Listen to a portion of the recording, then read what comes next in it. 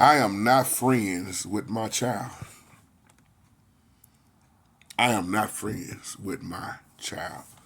What's going on, family? Just another Real Talk video. Sister Monroe, this is a video response back to you, my sister, about do I believe it's okay to be your children's friend? Well, you was looking at the older video I did about the generations. Off top, hell no. Hell to the no. Let's just keep it real in this video. Some parents was around who raised their children. Some wasn't. Some parents were strung out on drugs. Some fathers was dead. Some was in the penitentiary. Some was raised by their grandparents. Some was raised by their aunties, uncles, best friends, or however the situation have, turned out to be. And you got good parents and you got bad parents. You got good grandparents and you have grandparents that truly just sit up and spoil their children. And then you have the grandparents who truly trying to make up because they wasn't around. So they spoil the kid even more. But when I was coming up, ain't no such thing as my parents going to be my friend. The way I came up is what's lacking now. Because what you see going on, and I'm not talking about everybody, it's like this. But in the generations you see now, more and more parents are acting like the friend instead of the parent. Biblically speaking, there is no way anywhere in the Bible it tells you to be your child's friend. The Bible teaches you to train up a child in the way they should go, and when they get old, they shall not depart from it. And that's discipline. That's love. That's your emotions.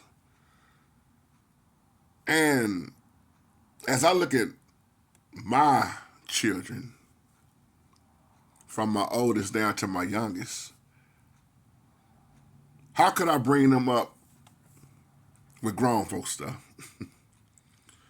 as to be friends with them? See, the Bible say fathers, let's go back to scripture. Fathers raise your children. Catch that. Nothing against the woman.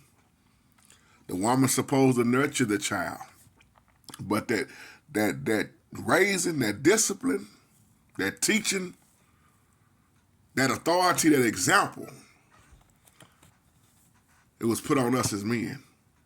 Now, I know there's not a lot of men around in the house too much now, which leaves the mother to raise the children. And that's why you can look at a lot of people who was raised, especially young men, you can look at the men who was raised, if they had a great dad in the house, you can see the way they turn out versus the ones who didn't have a dad. And then there are some that didn't have a dad who still turned out well. But it's a big impact on a child's life when that man is in the house. Satan wants the man out the house. And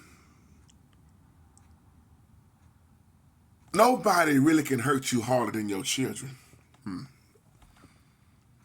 Because when you think about all the money that you spend, the time, the teaching,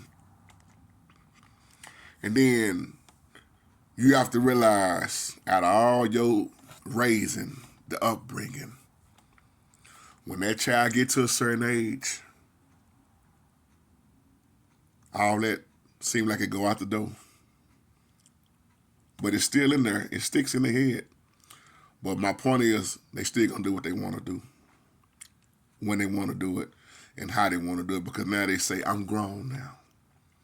And many of us think that our children are going to learn from our mistakes. It don't always work like that. It hardly works like that. Because your child can look at you or look at whoever raised them They can look at auntie, they can look at uncle, they can look at daddy, they can look at papa, they can look at whoever as the greatest example. They still gonna fall. And at that moment, ain't nothing you can do about it but pray and just say, "Remember what I taught you." See, that's why you saying all that, JT. That's why it's hard to be a friend to a child when you are the parent. Most women, the mothers, their emotions, they love. A lot of times, their emotions will override what needs to be done. Ain't nothing wrong with that because you female and you love in your emotions. You can't help. You're going to love emotionally. But you should never neglect being a parent. What needs to be done. Because you are your child's first teacher.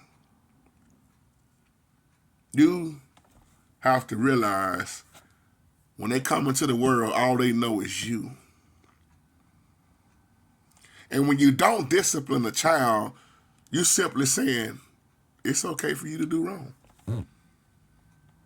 See, I'm around a lot of this, man, where people are becoming more and more their children's friends, and I can't relate to it because I wasn't raised that way. I am the parent, not your friend. My baby boy and my only boy, I look at him all the time because I see me in him. My baby girl, too. But at the same time, when they look at me, they know I'm not your little friend. And when I say no, no means no. It ain't up for discussion. You can cry all you want. See, Dad ain't get past them tears. Oh, my little bitty baby girl, she know how to make them faces. Everybody thought when I had my baby girl, oh, man, that's gonna change you, JT. You ain't gonna be able to whoop her. You ain't gonna be able to, boy, she get it twice as worse. In a good way. She probably done got more whoopers than Jay. Because she's very slick. Both of them, very slick. They know what to do. They try to play parent against parent. It don't work. And that's why all I got to do is just look at them. It's that discipline. That's why I'm not their friend. See, if I was their friend, their best friend, then I'd be always giving them options. See, we didn't have options growing up. When they said do something, they didn't even have to tell you really. They what they said, it was firm, it was bold, and they gave you that look. That look was next to getting popped or whooping. It wasn't no, Mama, I ain't gonna do this. Granny, I ain't doing it. That what? I ain't gonna eat this. What? Boy, you ate what they gave you. You done what they told you. If they told you to clean up that room, make up your bed, wash them dishes when they came home, it better be clean in that house. But now, I ain't talking about everybody. Most of these kids won't even do their chores. And I see parents bargaining with their children. If you don't do this, I'm gonna take that notepad away from you. You're not gonna get your iPhone. He 5 years old. What do he need an iPhone for? She's 6. What she need an iPhone for?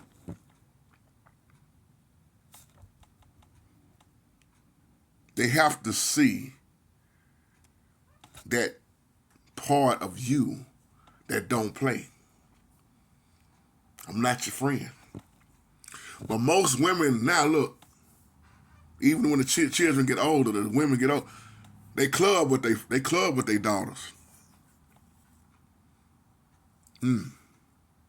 See, children are gonna get older, and if you haven't been putting down that discipline, what you think you creating?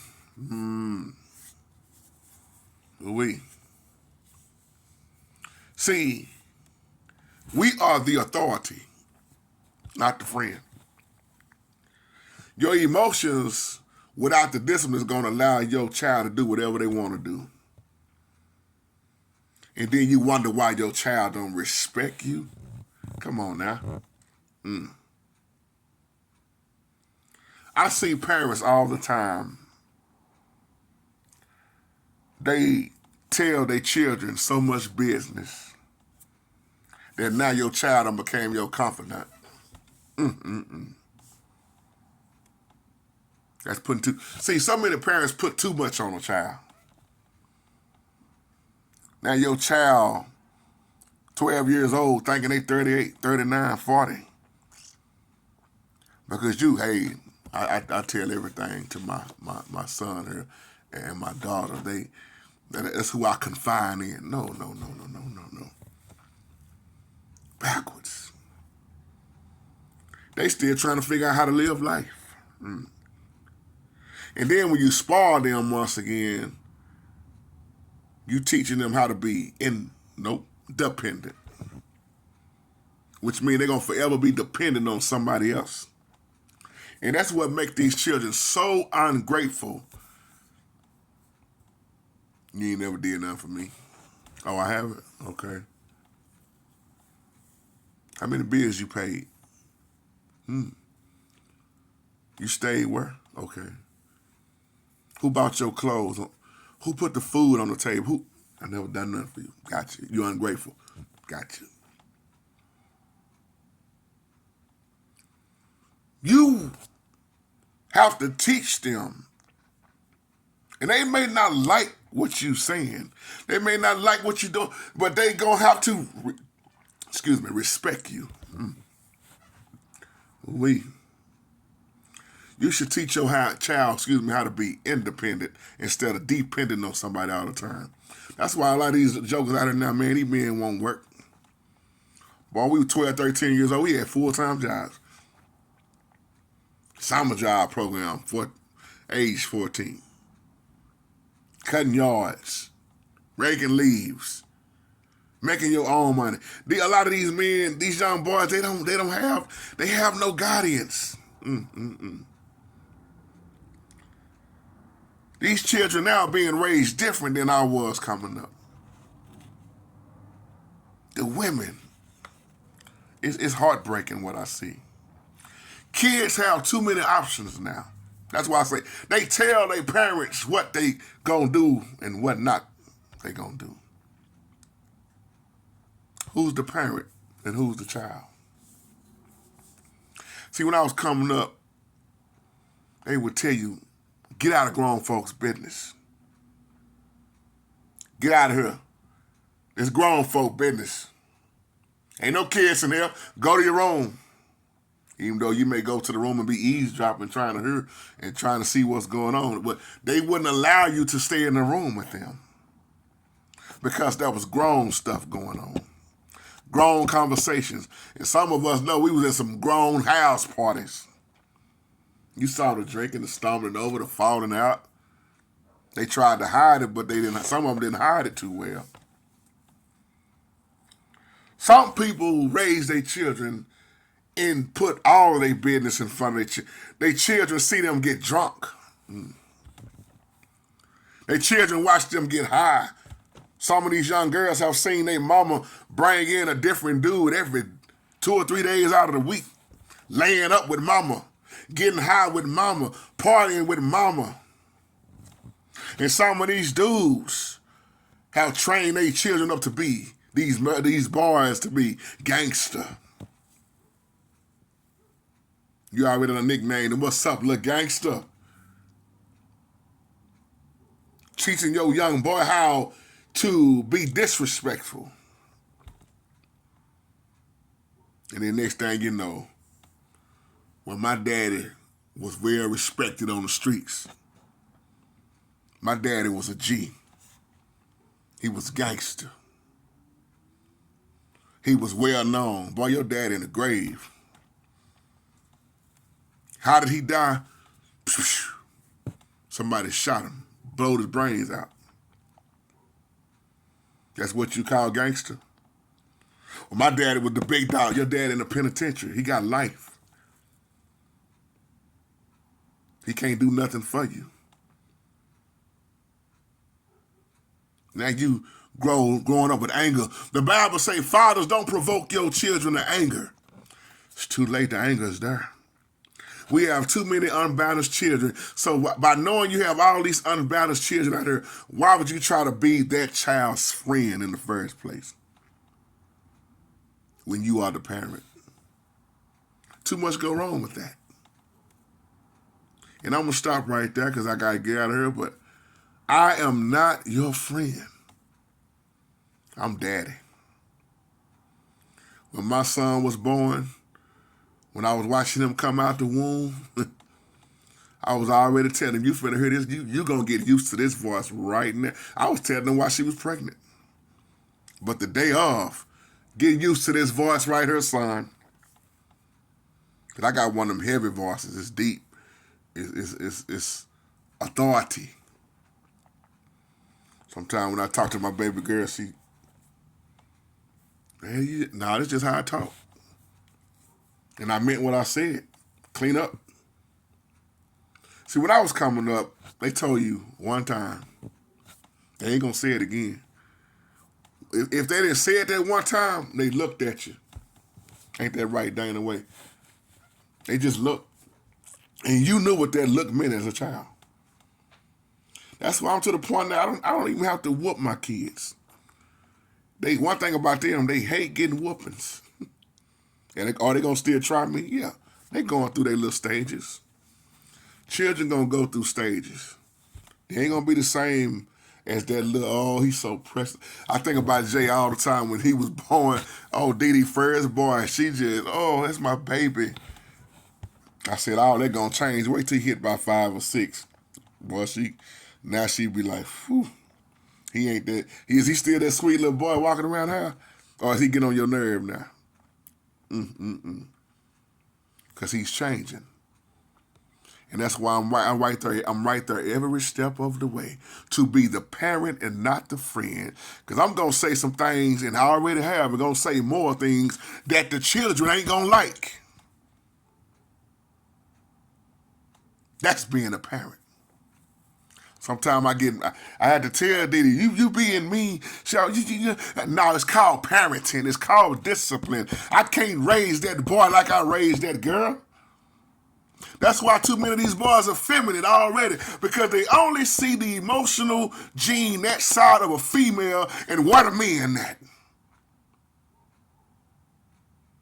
A lot of women don't want to agree with me when I say this, and not trying to say that a lot of them did it on purpose, but just with your upbringing as a woman, as a mother, that's why these boys are so emotional. We wasn't brought up like that.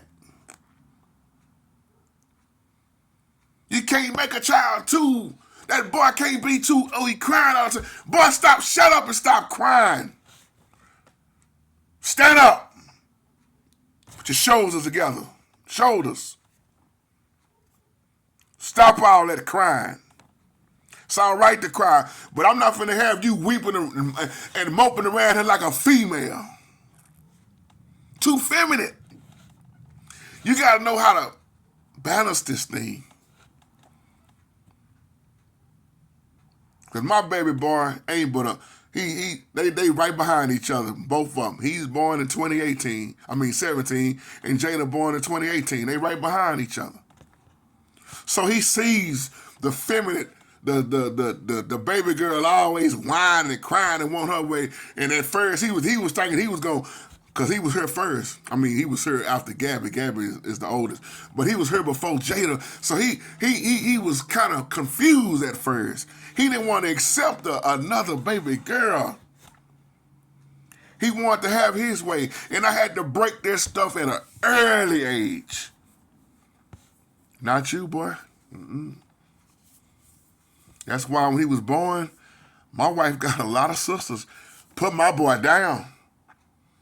I didn't like everybody wanting to hold him all the time, because that makes a boy feminine. Too feminine. Next thing you know, you want to act like a girl, dress like a girl, look like a girl. Oh no, put your foot down. Men, we have to raise these children. But where the men at? I'm gone on that one.